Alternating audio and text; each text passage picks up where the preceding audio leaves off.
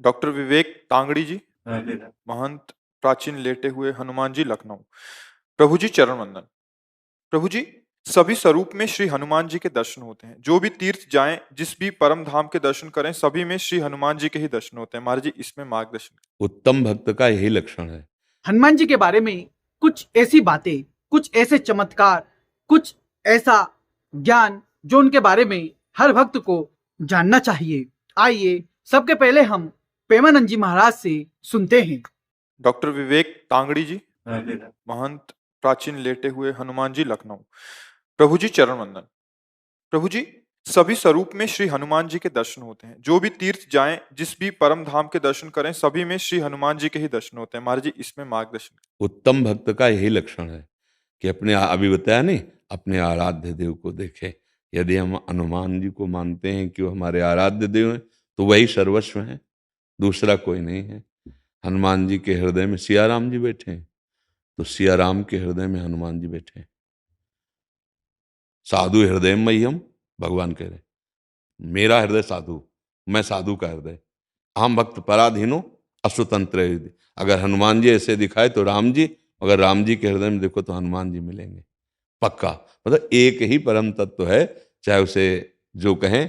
वो लीला के लिए सेवक बना हुआ है, लीला के लिए स्वामी बना हुआ है। कभी राम जी हनुमान जी को पूजते हैं, कभी हनुमान जी राम जी को। कैसे? जैसे राम जी रामेश्वर की पूजा कर रहे ना, वही रामेश्वर हनुमान जी बन के उनके चरण पूज रहे। कोई दूसरा है क्या? आप देखना, हनुमान जी कौन है? स्वयं रुद्र हैं, स्वयं शिव हैं। तो रामेश्वर की पूजा स्थापना कौन कर रहा है? राम जी। तो राम जी के चरणों को कौन लिए हुए? बोले शिव जी। यही तो एक, अगर हम स्टिक पकड़ लिया, अब यहां विचार करना है कि हनुमान जी को पसंद क्या है। हम जिससे प्यार करते हैं उसकी पसंद देखते हैं, उसकी रुचि देखते हैं। हनुमान जी को सियाराम नाम पसंद है। हनुमान जी को सियाराम चरित्र, रामचरित सुनबे को रसिया। ये रसिक हैं किस बात के? यत्र यत्र रघुनाथ कीर्तनम तत्र तत्र कृतमस्त कांजिलम वाष्पवारि परिपूर्ण लोचनम मारुति नमत राक्षसांतकम। हनुमान जी महाराज आंसू बहाते हुए जहां जहां नाम कीर्तन होता है हरि का, जहां उनके पावन चरित्र का गायन होता है, वहां वहां उपस्थित होते हैं। यत्र यत्र रघुनाथ कीर्तनम तत्र तत्र, वहां वहां विराजमान रहते हैं। तो यदि हम हनुमान जी को इष्ट मानते हैं तो उनको सियाराम जी का जस सुनाए, सियाराम जी का नाम सुनाए, और सर्वत्र उपस्थिति अपने ही आराध्य देव की देखें। किसी भी रूप, जैसे रामकृष्ण परमहंस जी ने कृष्ण का दर्शन काली जी में ही किया। सब भगवत स्वरूपों का दर्शन वो अपनी माँ काली में ही करते थे, क्योंकि वही कृष्ण है, वही काली है, वही राम जी बने, वही सर्वत्र हैं, दूसरा कोई नहीं। दूसरा जब तक है तब तक अज्ञान है, वही है, दूसरा नहीं। अब ये कि जो नाम रूप पकड़े उसमें आसक्त हो जाए, जो नाम रूप पकड़े, जैसे कोई राम उपासक, कोई श्याम उपासक, कोई ब्रह्म उपासक, कोई निराकार, कोई साकार, जहां पकड़े जोर से पकड़ लो एक ही जगह पहुंच जाएगा। वो दो नहीं है।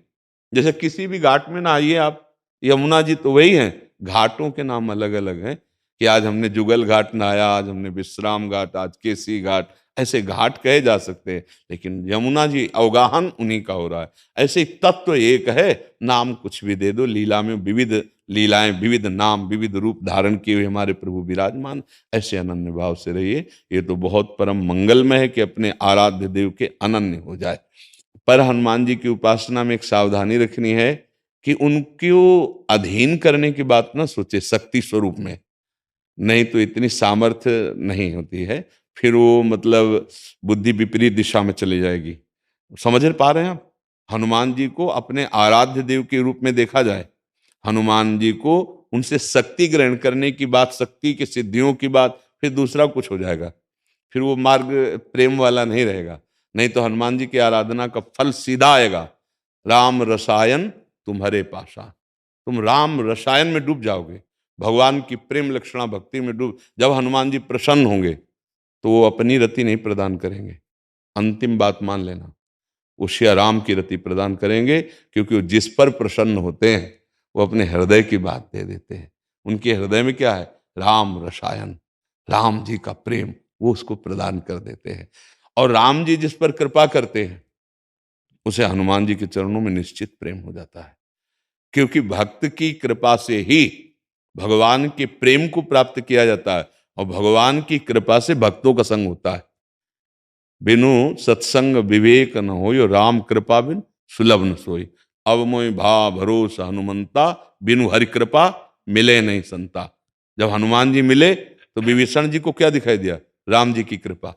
राम जी की कृपा जब होगी तो हनुमान जी के चरणों में प्रेम होगा, और हनुमान जी की जब कृपा होगी तो रामलीला का विस्तार हृदय में हो जाएगा, राम रसायन का प्रादुर्भाव हृदय में हो जाएगा। अनन्य रहो, अपने स्वामी के अनन्य रहो, वो सारा सुख विलास प्रकट कर देंगे। साथियों, हमने देखा कि महाराज जी ने अपने श्रीमुख से हनुमान जी और प्रभु श्री राम की महिमा का वर्णन किया। आइए, कुछ चर्चाएं हैं जो मैं आपसे करना चाहता हूं कि जीवन में मैंने हनुमत कृपा से ऐसे लोगों को देखा कि जो साइकिल से चल रहे थे, लेकिन निरंतर भगवान हनुमान जी की पूजा कर रहे थे। पूजा करते करते उनके दिन ऐसे फिरे कि वो लोग साइकिल से चलते चलते करोड़ों रुपए के व्यापारी हो गए। कई कई जगह मैंने सुना और देखा भी कि यूएसए में कोई पेशेंट था, वह निरंतर बीमार था, हॉस्पिटल में एडमिट था, सही नहीं हो रहा था, लेकिन किसी उनके परिचित ने भारत से वहां पर हनुमान जी के किसी मंदिर से कलेवा भेज दिया। जैसे ही वह कलेवा उनके हाथ में बांधा, वह पेशेंट सही हो गया। और यह देखकर डॉक्टर भी हैरान थे। हनुमान चालीसा की एक पंक्ति है कि संकट कटे मिटे सब पीरा, जो सुमरे हनुमत बलबीरा। तो इस दुनिया में, इस समस्त चराचर में ऐसा कोई संकट नहीं जिसे हनुमान जी नहीं काट सकते। हनुमत कृपा जिसके ऊपर होती है उसके काम सर्वत्र होते हैं। आपने देखा होगा कि आप कहीं जा रहे हैं, लेकिन आपके साथ एक सी घटना घटती है कि आपको लगता है कि आज तो गए थे काम से, लेकिन आप बच जाते हो। उसके पीछे का कारण मैं बताता हूं कि जीवन में यदि आप नित्य प्रतिदिन हनुमान जी के सिर्फ दर्शन मात्र भी कर लेते हैं, एक बार किसी से राम नाम भी कर लेते हैं कि हम जाते फिरते ऐसा करते ना, राम राम ऐसा भी कर लेते हैं, और आपने मोबाइल के थ्रू किसी के थ्रू हनुमान जी के दर्शन कर लिए, तो आपका बाल बाका नहीं होगा। अब आप कहेंगे कि हमारा तो हो जाता है। तो भैया कहते हैं ना कि आई थी मूंछ पे उतर गई पूंछ पे। तो हो सकता है कि कोई बड़ी घटना घटने वाली हो, लेकिन वो सीमित मात्रा में घटकर रह गई हो। इसलिए हनुमान जी की महिमाएं अनंत है। मैंने अपने जीवन में बहुत कुछ अनुभव किया है। मैं वो सब कुछ फोन के ऊपर नहीं बता सकता, क्योंकि कुछ मर्यादाएं होती हैं, कुछ अनुभव होते हैं जो कभी भी किसी के सामने नहीं कहा जा सकते, क्योंकि कभी भी हमने देखा, ऐसा सुना जाता। तो हनुमान जी तो अनंत है। जहां जहां कीर्तन होता श्री राम का, लगता है पहरा श्री हनुमान का। यदि आपको हनुमान जी को सिद्ध करना है तो मैं एक ही चीज कहूंगा, राम नाम का जाप करो। हनुमान चालीसा पढ़ सकते हो तो पढ़िए, नहीं तो सुबह नहाकर मंदिर चले जाइए, 5 मिनट शांति से बैठ जाइए। हनुमत कृपा आपके ऊपर 6 महीने के अंदर अंदर होने लगेगी। मैं एक बोलते हैं कि चमत्कार, मैं आपको चमत्कार बताता हूं।